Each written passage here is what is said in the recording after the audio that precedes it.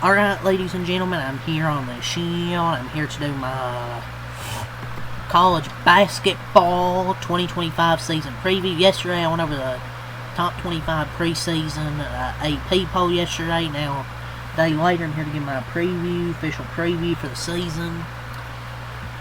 So let's get right into it. First, I want to get off the 14 key men's college basketball games to watch in November. You know, it's a new era of sorts in examining the non-conference portion of the men's college basketball season. A diminished slate of traditional MTEs, exempt multi-team events, along with ever-expanding league schedules, have combined to change the cadence of marquee matchups, with games between high majors and top of the mid-major ranks becoming especially rare.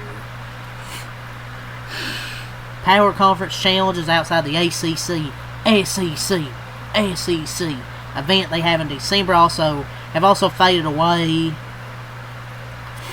The Players Era Festival have picked up some of the slack, but the Big East in recent years have done away with both the Gavitt games versus the Big Ten, as well as many challenge against the Big 12. So it is necessary to dig a little deeper for the most impactful and attractive non-conference games. That said, this is the slate of can't miss encounters for the first month of 2025-26 campaign.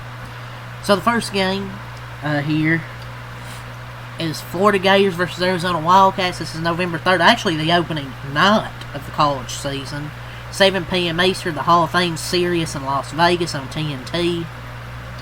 So the defending champion Florida has a solid chance at back-to-back titles on the heels of UConn's three-peat attempt last season. The Gators get a sniff test on opening night against an Arizona team coming off back-to-back Sweet 16 appearances. So I think it's going to be a very good game. Florida, it's going to be interesting because, you know, they don't have, obviously, Walter Clayton, Elijah Martin, Will Richard, but they got Xavier Lee, Bucky Fland out of the transfer portal. And Arizona, I feel like they're always like a Sweet 16 caliber team. And they're coming off back-to-back Sweet 16 appearances, so I think Arizona will probably be a solid, like, top 15, 20 team. Next game, Alabama against St. John's, noon Eastern, November 8th in New York on FS1. So, why watch? Well, because it's Rick Pitino, because it's massive MSG. Because Alabama has recently been, and St. John's could potentially be like a Final Four team, Sweet 16. Because we like the Red Storm holding serve in the Big Apple, playing a good Alabama team. Ever since Nate Oates has took over there, they've been really damn good. And I have no reason to believe St. John's won't have another really good year. But three-point shooting needs to be better for them, though, than it was last year. Next game, I mean, this one's obvious. It's not just I'm a Kentucky fan, it's a hell of a game. Kentucky Wildcats at Louisville Cardinals, November 11th at 8 p.m. at Louisville on ESPN. This is a true rivalry game in a true home court environment. Throwing a pair of top 11 teams, and this should be a fucking hell of a game. Both second-year coaches, Mark Pope, Pat Kelsey, have engineered quick and sustainable success with their programs, winning 51 games in their combined debut of these programs. This looks like this could be a toss-up game with early in the season. Like, this could be like a top 10 game, depending on, like, AP polls. Next game, this includes Alabama as well. Purdue at Alabama. Purdue's a legitimate preseason favorite to end the Big Ten's national title drought. Ranked number 1 to start the year. You know, they still have Braden Smith, Fletcher Lawyer, Trey Kaufman-Renn. They added Oscar Clough. They returned C.J. Cox. So, they still have those guys. And they've beaten Alabama both on neutral ground and at home the past 2 seasons. So, the Boilermakers figure to be a slight favorite here in round 3 on the road, but we'll see how good Alabama is this year. BYU versus UConn.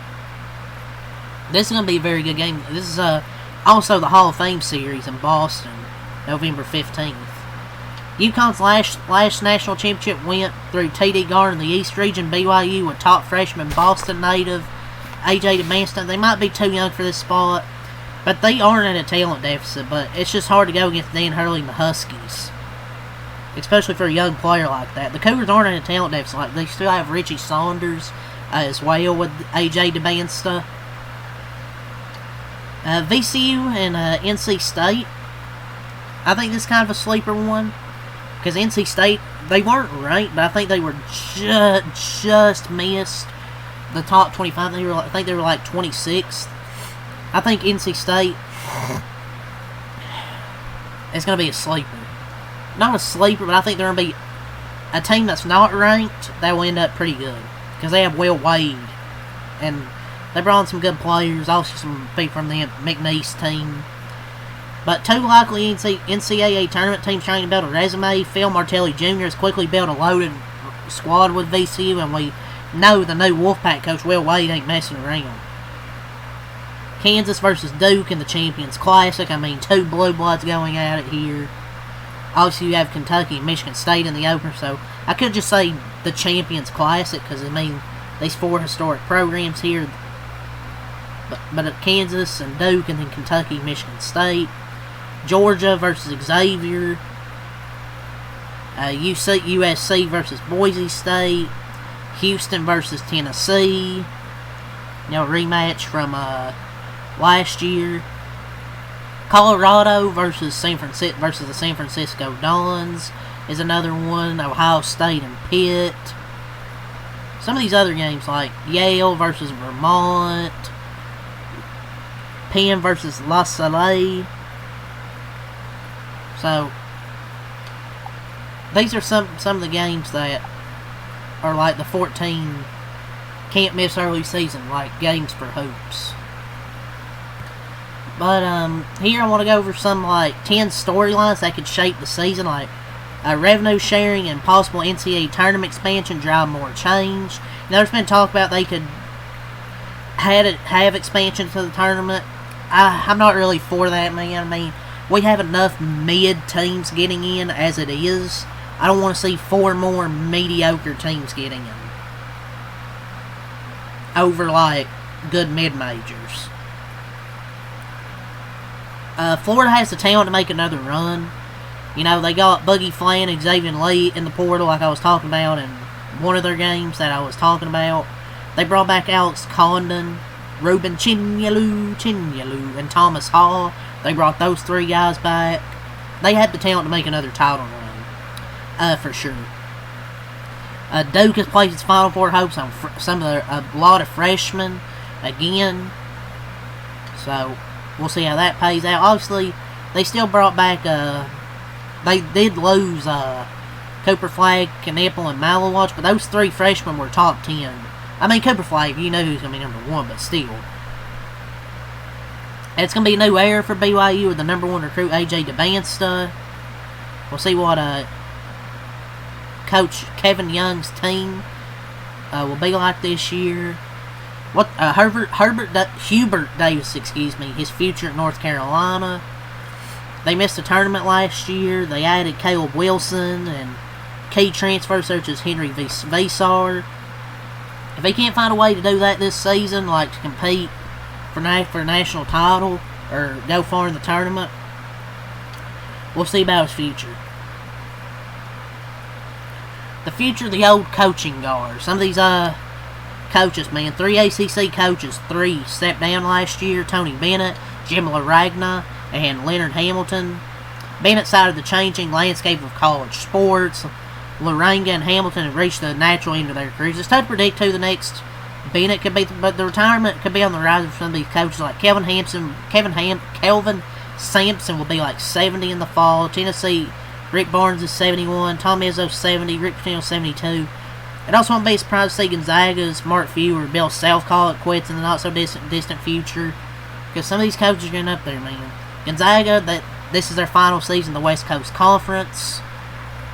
They prepare to join the new Pac-12, so that should be interesting. The next new chapter of St. John's UConn rivalry.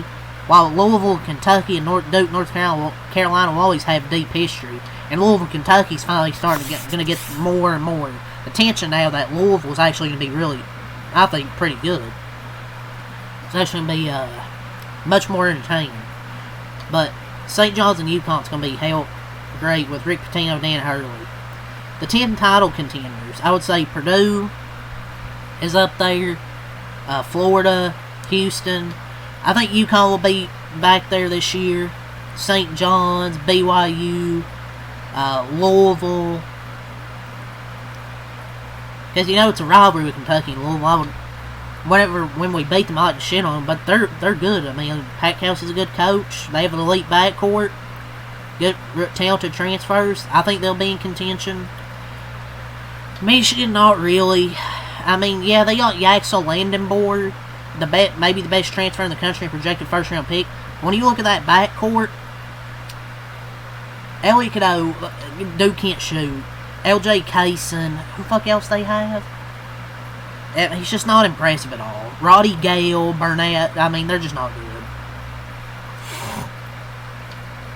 I mean, I still think they'll make the tournament, but I don't think they're going to be like a title contender. I think Kentucky will as well. This is not just me being biased. I really think they can. Like, they have Otagoaway. They added Jalen Lowe in the transfer portal. Denzel Aberdeen, Jaden Quaintance.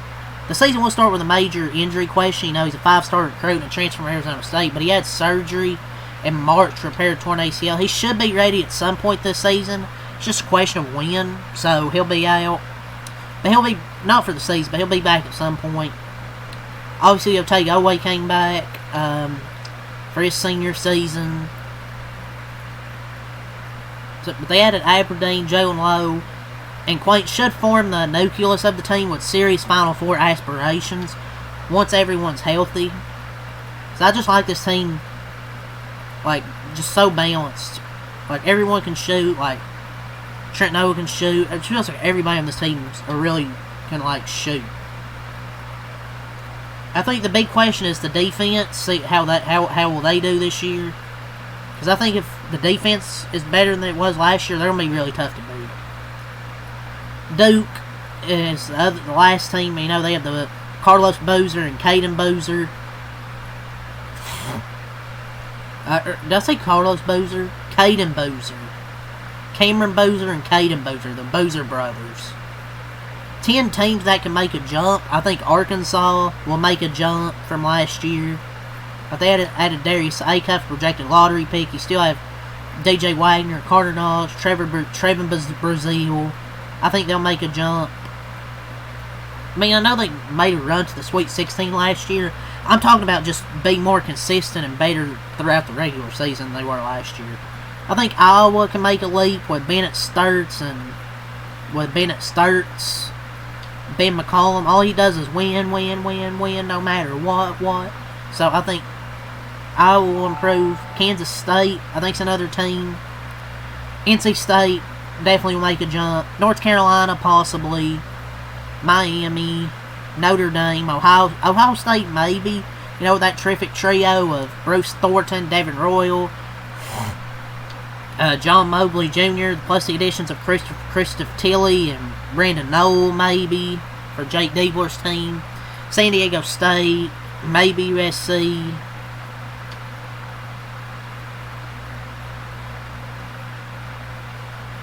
Team coaches at no programs: Darian DeVries at Indiana, Buzz Williams at Maryland. It's going to be interesting seeing that.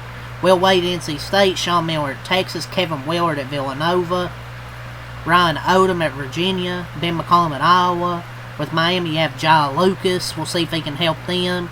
Richard Pitino at Xavier should be interesting. Bucky McMillan at Texas A&M. So, some of the new 10 coaches at no programs. But yeah, that's kind of my preview for college basketball this season, man. The 2025 season, starting in a few weeks, should be interesting. So, yeah, that's all I'll say here. Leave a like, subscribe for more, and check them out. Peace.